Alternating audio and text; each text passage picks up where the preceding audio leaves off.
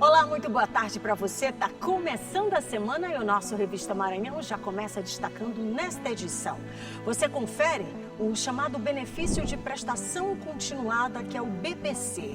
Aqui, daqui a pouquinho, a gente vai entender melhor sobre esse benefício, inclusive porque ele garante renda a idosos e pessoas com deficiência. E aí o problema é que nem todo mundo sabe disso, né? Aqui no estúdio a gente vai tirar dúvidas para que você, que precisa, possa ter exatamente essa informação. E por falar em informação, você também vai saber que cuidando dos dentes, você cuida também do corpo inteiro. E tem ainda o Brasil entrando em alerta para casos graves de gripe e reforçando também a vacinação. Tudo isso e muito mais é a partir de agora na sua revistona de toda segunda-feira, que já está no ar.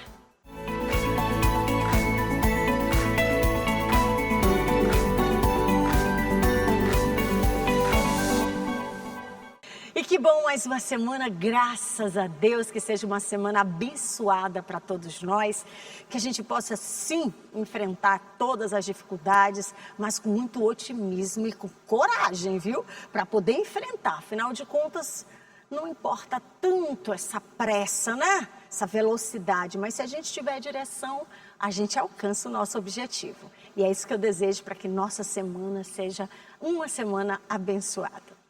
Vamos começar a nossa revistona? Começando, inclusive, com uma informação extremamente importante.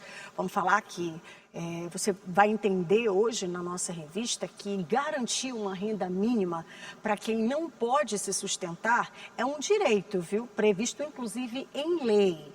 É o benefício de prestação continuada, que atende idosos e pessoas com deficiência de baixa renda. Mas ainda, claro, né?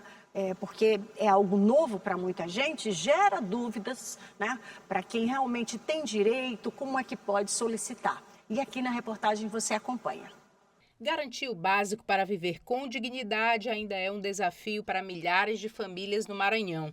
Em meio a esse cenário, um benefício social tem feito a diferença na vida de idosos e pessoas com deficiência, o benefício de prestação continuada, o BPC. Previsto na Lei Orgânica da Assistência Social, o benefício assegura o pagamento de um salário mínimo por mês para quem não tem condições de se sustentar. Diferente da aposentadoria, não é preciso ter contribuído com o INSS para ter direito. O BPC é o benefício de prestação continuada, ele é um benefício socioassistencial, né, vinculado à Lei Orgânica da Assistência Social, e ela é direcionada para pessoas idosas a partir de 65 anos ou pessoas com deficiência que não têm condições de prover a própria subsistência e nem tê-la provida pela sua família. Para receber o BPC é preciso atender a alguns critérios: ter 65 anos ou mais, ou ser uma pessoa com deficiência de longo prazo, além de comprovar renda familiar por pessoa de até 1/4 do salário mínimo. Hoje, mais de 6 milhões de brasileiros são beneficiados. Só no Maranhão são cerca de 214 mil pessoas, a maioria delas com deficiência, um reflexo da realidade social enfrentada no estado. Para seu Antônio, o benefício faz muita diferença, principalmente por conta dos gastos com medicamentos e alimentação. O benefício é importante para mim porque me ajuda nos remédios que eu uso, na despesa de casa. Eu tenho um problema no joelho que não posso mais trabalhar, na locomoção para os exames. Muita gente tem direito ao benefício, mas não sabe nem por onde começar. O primeiro passo é ir até o CRAS mais próximo ou acessar o aplicativo Meu INSS para fazer o pedido. Mais do que um benefício, o BPC representa acesso à alimentação, saúde e qualidade de vida. Um direito essencial para quem mais precisa e um instrumento fundamental no combate à pobreza. A gente ainda tem um amplo contingente populacional que precisa do benefício, né? E aí o BPC ele vem estrategicamente funcionar como uma espécie de proteção social básica, né, frente às vulnerabilidades. Muito bem, e para garantir uma renda mínima para quem não pode, de repente, se sustentar, é um direito, viu, previsto em lei.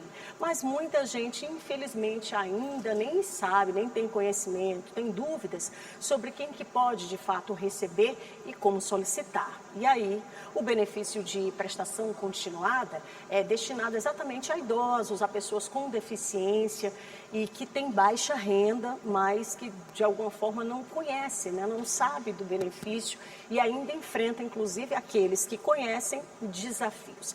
Então, para esclarecer sobre todas essas questões, eu vou conversar agora com o Dr. Vinícius Feitosa, ele que está vice-presidente da Comissão de Direito Previdenciário da OAB.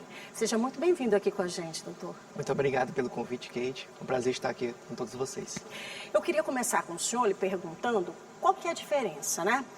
Sobre essas duas situações. A gente fala muito sobre BPC e fala muito também sobre a aposentadoria e tem gente que confunde as duas coisas. O senhor começa para a gente dizendo qual que é a diferença dos dois? Muito comum essa dúvida, essa confusão. A gente vive num país, num estado principalmente muito pobre, e o benefício de prestação continuada, ele é destinado para as pessoas com deficiência ou idosos acima de 65 anos. A diferença da aposentadoria por idade, qual seria? Simplesmente esse benefício ele não dá direito ao 13º de salário. E também, se porventura essa pessoa venha a falecer, ela não gera aquele benefício de pensão por morte. Por quê? Mais uma diferença, porque ele é um benefício da assistência social, apesar de ser pago pelo INSS. Então, para receber um benefício do INSS, Previdência Social, a pessoa precisa contribuir, pagar. E a assistência social não precisa disso. Então, tem essa pequena diferença entre esses dois benefícios. E ao longo dos 12 meses, ao longo do ano, você já compreendeu, diante da explicação, doutor, que não entra o 13º. Mas vamos para os critérios, doutor, também? Porque são situações, são detalhes que as pessoas muitas vezes também não têm esse conhecimento. Exatamente. O BPC, benefício de prestação continuada. Renda, tem que ser baixa renda. E qual é a diferença aí dos outros benefícios também? Precisa ter o CAD único atualizado. O CAD único é aquele cadastro que é feito lá no CRAS, de onde você mora, da sua cidade, nos bairros próximos, que é o Centro de Referência de Assistência Social. Então você faz esse cadastro lá, para você já ser considerado, aparentemente, ali de baixa renda. E aí você vai mostrar o que é a baixa renda para o benefício de prestação continuada. É 1/4 do salário mínimo. Então, uma família precisa ter um salário, uma pessoa, dividir esse salário para 4 pessoas. Tá? Então, no INSS, muitas vezes não se consegue por causa dessa grande barreira que é a renda. Uma renda muito baixa para receber um benefício desse. E na Justiça a gente consegue relativizar isso. O que é relativizar? É essa renda ser um pouco maior do que a renda normal. Além da baixa renda, para pessoas com deficiência, existe aquele impedimento a longo prazo. Né? Algumas leis já falam. Um exemplo. Pessoas com autismo já são consideradas pessoas com deficiência. Fibromialgia, recentemente também. Visão monocular. Então, essas pessoas são consideradas baixa renda, mas precisam de um laudo médico detalhado, explicando a sua situação, para dar entrada no benefício do INSS. Eu já ia comentar sobre esse tema também com o senhor, porque existe hoje uma série de deficiências, né, que antes ainda não eram sequer reconhecidas, coisas muito novas, né? Então, digamos assim, esse trabalho, né, de provar essa deficiência é toda desta pessoa que pretende o benefício, ok? Exatamente. E esse laudo, ele precisa vir de onde? Tem algo credenciado direto para essa comprovação? O laudo ele pode ser de qualquer médico. Tem esse mito, só serve se for do SUS. Qualquer médico, se possível, um médico especialista naquela área, ele é muito interessante para explicar a situação daquela pessoa. Porque a pessoa, nesses momentos de pedir um benefício, ele está no momento mais vulnerável da vida dele. Ele não pode trabalhar. Então, existem, né, essas doenças novas que alguns médicos, até do INSS, têm uma dificuldade de compreender. Fibromialgia, o autismo se fala muito, então só pode... se for grau 2, suporte 2, porque é um autismo com características mais complexas, mais difíceis de fazer um tratamento. Mas não, um laudo médico detalhado explicando, olha, a pessoa com autismo, ela enfrenta barreiras no dia a dia. Então ela tem certas dificuldades que ela não pode trabalhar e ela precisa ser sustentada pelo Estado nesse momento. Agora, doutor, falando aí, pegando gancho sobre as dificuldades enfrentadas, a caminhada que é árdua, né? Até para que você possa comprovar isso e até que receba. E depois de percorrer toda essa caminhada, que já é difícil, tem muita gente que esbarra com a negativa, né? Não uma, nem duas, nem três vezes. Tem pessoas cansadas, inclusive, já de tentar o benefício. O que o senhor diz para essas pessoas? É importante buscar o auxílio de especialistas de forma pública? O que o telespectador, essa pessoa que está nessa tentativa, para onde ela pode ir? Ela não pode desistir nunca. É igual brasileiro, não desista nunca. Ela pode discutir isso judicialmente, essa negativa do INSS. Nós temos vários casos, no quarto, quinto pedido, foi dado certo no INSS, às vezes só pela Justiça Federal, que é o órgão que vai analisar essa negativa do INSS. Tá? Então, existem vários formatos aí de dar entrada no INSS. Um exemplo, pelo 135, pelo telefone, pelo GovBR, lá pelo meu INSS, pelo aplicativo, diretamente. Mas, às vezes, existe essa barreira mesmo. Então, é muito difícil de conseguir pela quantidade enorme de pedidos, solicitações. Né? Então, o que a gente fala? Procure uma pessoa especialista. Não precisa ser o advogado previdenciário. O advogado previdenciário é uma pessoa habilitada. Existe a Defensoria Pública da União, que são os advogados da própria União, do Estado, que pagam. Tá? E aí a pessoa não precisa pagar esse advogado especificamente. Existe também o Ministério Público Federal. Existem vários órgãos aí, até no CRAS também pode ser feita a solicitação do benefício, tudo isso administrativamente, direto lá no INSS, da entrada. Se tiver essa negativa, esses órgãos também podem solicitar uma ajuda na Justiça Federal. E até na própria Justiça Federal, a pessoa pode dar entrada no seu pedido de benefício. Existem as pessoas na Justiça Federal para receber essas solicitações. Sem precisar, contudo, que vá acompanhado, por exemplo, de um advogado, de um especialista. Elas podem. A gente sabe que é muito difícil, porque esse BPC, Benefício de Prestação Continuada, para pessoas com deficiência, especificamente falando, ele precisa de duas perícias. É a médica e a assistente social vai na casa das pessoas. Então, assim, é uma burocracia muito grande. A gente está num estado, sempre destaco isso, um estado muito pobre. As pessoas com baixa escolaridade. Então, assim, é importante, apesar delas poderem fazer esse movimento, muitas não sabem ler. Como é que elas vão entrar no aplicativo do INSS, juntar uma documentação, nem celular tem. Agora, e a OAB? Ela tem uma comissão específica, o senhor, inclusive, é vice-presidente dessa comissão. Como é que a OAB se comporta nesse cenário? Nós estamos à frente já há quase 2 anos e nós fazemos um trabalho informativo, educativo com a população. A gente trabalha juntamente com o INSS também, para a gente ajudar em mutirões de atendimentos, de perícias. A gente vai sempre aos juízes, conversar com os juízes, para saber como é que estão esses processos. E há um canal aberto com a população? Existe um canal aberto. Para quem está em casa que possa, de repente, agora, se quiser buscar essa informação, tem? Você pode procurar o site direto da OAB. Lá nós temos um setor de ouvidoria, nós temos os setores das comissões. É só ir procurar. Tem um telefone, tem um site da OAB, que é oabma.com.br.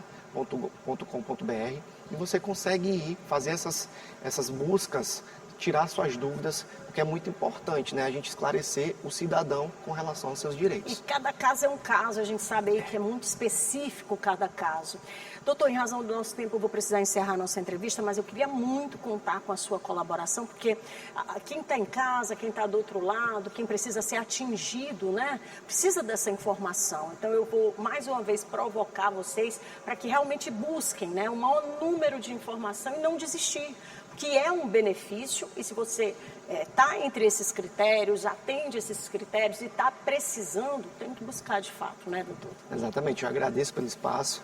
É um momento muito importante para a gente discutir isso, é um ano de eleição, então, até para a gente poder mudar, relativizar algumas leis para as pessoas terem mais acessos. Eu agradeço demais. Muito bem. Está aberto o espaço para o senhor voltar com a gente, tá bom? Tá, ok.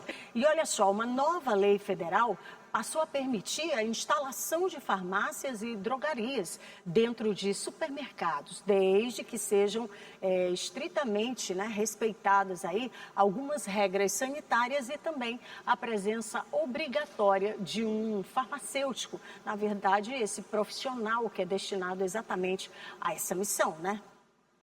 Arroz, feijão e remédios. A partir de agora, tudo isso pode ser encontrado em um mesmo local, o supermercado. Mas calma que não é de qualquer jeito. Ao sancionar a Lei nº 15.357 de 2026, o presidente Luiz Inácio Lula da Silva autorizou a instalação de farmácia ou drogaria em áreas de venda de supermercados. A mudança na legislação amplia a possibilidade do cliente comprar medicamentos, mas os supermercados precisam atender algumas exigências. Esse tipo de produto deve ser comercializado em um espaço separado, fechado. É como se existisse uma farmácia dentro do supermercado. Além disso, os medicamentos de uso restrito não podem ser vendidos sem a presença do farmacêutico no local. A norma que autorizou a instalação de um setor de farmácia no interior de supermercados foi muito bem recebida pelos profissionais do setor, pois amplia o mercado de trabalho e garante maior acesso à população. Não é que o supermercado vá comercializar medicamento. Vai ser uma implementação de uma farmácia e essa farmácia é um estabelecimento independente do supermercado. Não vai haver comercialização de medicamentos em gôndolas de farmácia junto com outros produtos. O que vai haver é uma farmácia dentro do supermercado que vai cumprir todas as regras legislativas, de responsabilidade técnica e sanitária. Como toda mudança, a aplicação da nova lei tem que ser rigorosamente fiscalizada. A Vigilância Sanitária Municipal é a principal responsável para que as regras sejam respeitadas. Responsabilidade também para o Conselho Regional de Farmácia. É extremamente importante que o Conselho ele fiscalize aquela farmácia que está também agora no supermercado. Eu sei que é uma nova frente de trabalho para o colega farmacêutico, mas que exige também do Conselho que esteja ali atuando e verificando se aquele estabelecimento ele está cumprindo com o regramento dos conselhos regionais e que aquele farmacêutico ele está de fato presente durante todo o funcionamento do estabelecimento, prestando o seu serviço para a comunidade. A forma como a lei vai funcionar ainda provoca dúvidas na população. Até por isso, algumas reprovações. O local ideal para vender medicamentos são nas farmácias, que são liberadas para vender. Mas quando o assunto é bem compreendido e principalmente as pessoas sabem que a venda de remédios em supermercados deve seguir regras, entre elas ter um profissional da farmácia no local, a opinião pode ser favorável à novidade. Aí sim é aprovado, com a presença do farmacêutico é aprovado. Tem que ter uma orientação profissional.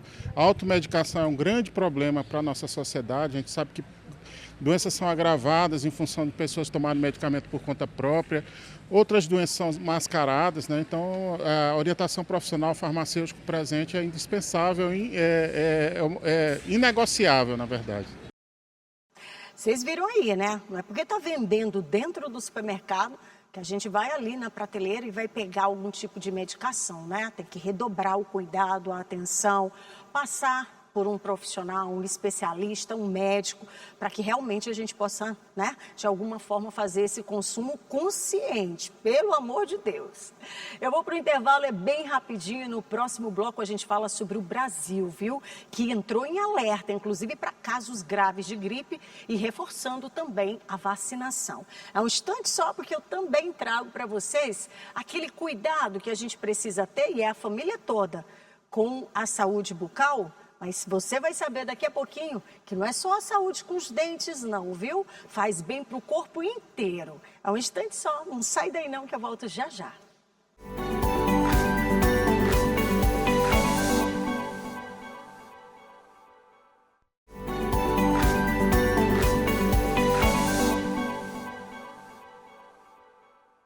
Falei que era rapidinho? Então, 2 toques, rapidinho, viu?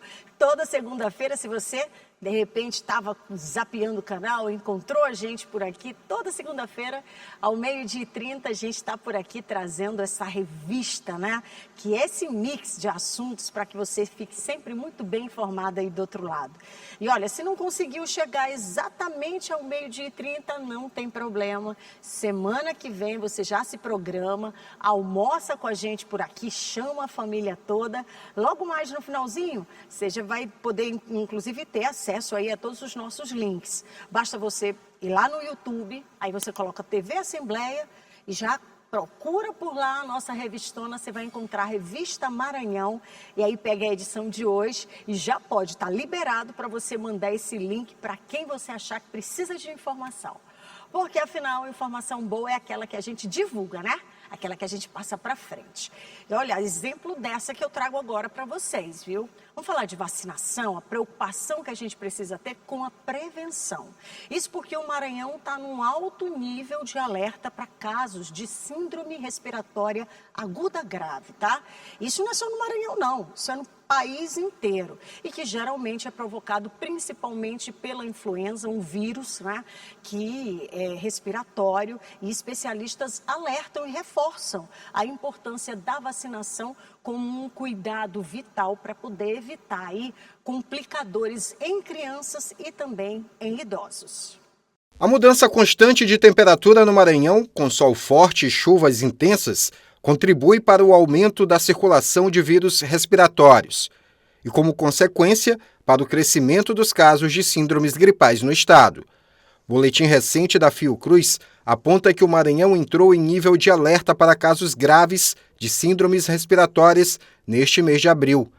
A falta de cuidados e tratamento inadequado podem agravar os sintomas e fazer o quadro evoluir para a síndrome respiratória aguda grave. A síndrome gripal é uma síndrome caracterizada por sintomas respiratórios como tosse, febre, espirros, dor de garganta, obstrução nasal, que é o que nós comumente chamamos de resfriado. Associado à febre, você tem uma síndrome mais intensa que pode corresponder a uma síndrome gripal verdadeiramente dita. Esta síndrome ela pode progredir para uma síndrome respiratória aguda grave, que é o momento em que o paciente se torna mais agravado, com uma maior necessidade de uso de oxigênio. Grupos mais vulneráveis exigem atenção redobrada. Crianças, idosos e pessoas com comorbidades estão entre os mais afetados. Neste mês de abril, a vacinação contra a influenza A foi intensificada em São Luís, com foco nos grupos prioritários. Isso tudo por conta do aumento de casos e surto da doença. A vacina está disponível nas unidades básicas de saúde e também em pontos de vacinação, em shoppings e multidões. A imunização é a principal forma de prevenir casos graves e reduzir a pressão sobre os serviços de saúde. E nós precisamos lembrar que existem 3 vacinas disponíveis para 3 patógenos respiratórios. O influenza, que já existe a vacina anual e já está disponível nas campanhas do governo, né, governo federal, e estratificado para o estadual e municipal. A vacina para a Covid, que já está contemplada no calendário, no Plano Nacional de Imunizações, e também no sistema privado hoje a vacina para a sincicial respiratório em idosos maiores que 60 anos e para as gestantes, na tentativa de prevenir a doença na criança quando nasce, em especial nos primeiros 6 meses de idade.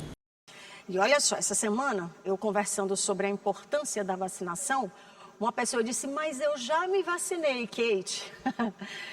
Todo ano tem a vacina, a gente precisa tomar essa dose da vacina todo ano, principalmente os grupos prioritários, que aí a gente tem a criançada, os idosos, as gestantes, enfim. Então pega lá a sua cadernetinha, né, de vacinação.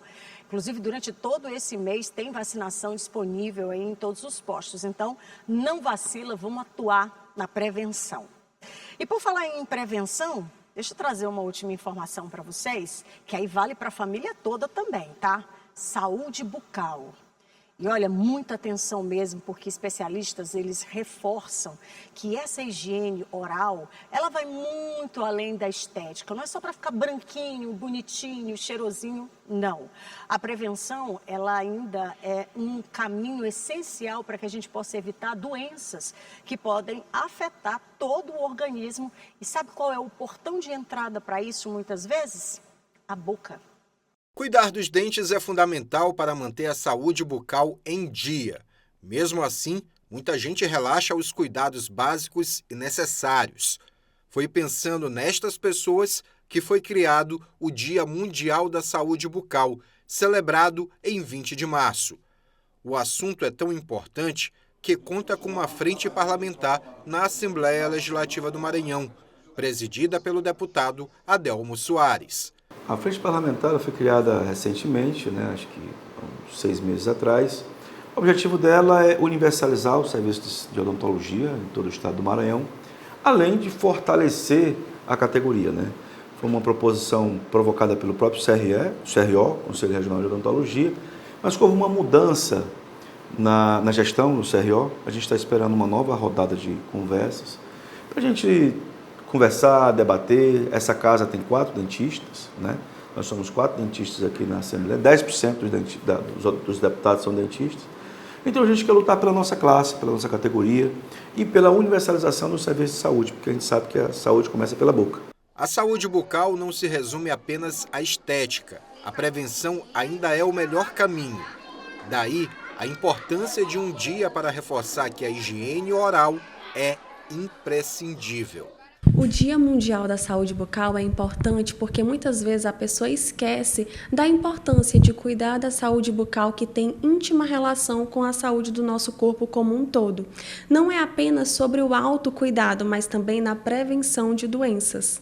Há alguns anos, a situação da saúde bucal no Brasil era considerada bem ruim, mas com alguns investimentos o quadro começou a mudar. Atualmente, mais de 50% das crianças de até 5 anos de idade não possuem cárie. Isso é resultado de investimentos na saúde bucal. Mas ainda existem algumas questões que precisam ser enfrentadas, como o local onde as pessoas buscam atendimento. Mais de 80% das pessoas vão até a rede particular. A rede pública é responsável por menos de 20% dos atendimentos através das unidades básicas de saúde. A falta de higiene bucal prejudica muito mais do que os dentes. Pode desencadear outras doenças no organismo. Fica o alerta: cuidar da saúde bucal é cuidar da saúde como um todo.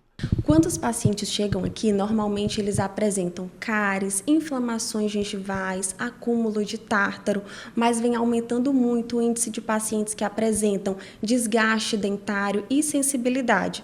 Isso se deve muito ao bruxismo e estresse.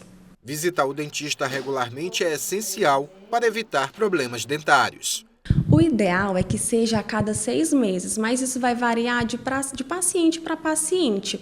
Mas o importante é que você nunca deixe para buscar o atendimento apenas quando sentir dor, porque a prevenção ela é sempre o melhor caminho. Viu só como é importante? É o corpo inteiro. Aliás, o nosso sistema está todo interligado, então você tem que ficar atento, sim, aos mínimos detalhes sempre, tá? Não é porque o mês é de atenção a isso, aquilo, tem aquela cor. Não. Sentiu alguma coisa, corre e busca ajuda, tá bom? Sempre na prevenção vai ser muito melhor para se cuidar e se tratar. Dito isto, eu vou me despedindo de vocês, desejando que a semana seja uma semana abençoada, de muita direção, e que vocês possam conquistar aí tudo aquilo que está na mente. Combinado? Beijo no coração, logo mais tem outras informações durante todo o dia no nosso jornalismo, viu? Fiquem com Deus e em paz. Tchau!